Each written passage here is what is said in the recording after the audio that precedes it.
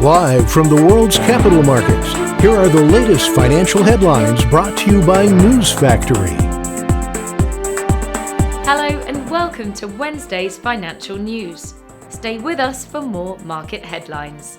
The dollar rose 0.7% against the yen in the last trading session. The Williams indicator is giving a positive signal. The Bitcoin dollar pair exploded 1.2% in the last session. The CCI's negative signal contradicts our overall technical analysis. The gold dollar pair dove 1.8% in the last session. The stochastic RSI is giving a negative signal. The oil dollar pair exploded 2.6% in the last session. The ROC is giving a positive signal. Coming up, the choices from our chief analyst for today. Oil rose, extending a recovery from a 15-month low hit the previous day, as the rescue of Credit Suisse eased worries about global banking sector risks that could hit economic growth and fuel demand.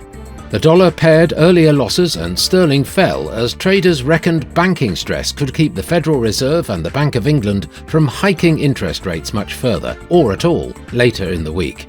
Crypto exchange OKCoin has suspended the trading of two City coins, Miami Coin and NYC Coin, citing limited liquidity as the reason for the decision. The exchange will resume the trading of those coins once the unexpected low liquidity is solved. Those were today's major economic events, and now moving on to world financial headlines. The US Fed interest rate decision will be released at 1800 hours GMT. The US Fed's monetary policy statement at 1800 hours GMT, Germany's 10Y bond auction at 10:30 GMT. The Dutch Consumer Confidence ADJ will be released at 0530 GMT. The UK's Consumer Price Index at 0700 hours GMT.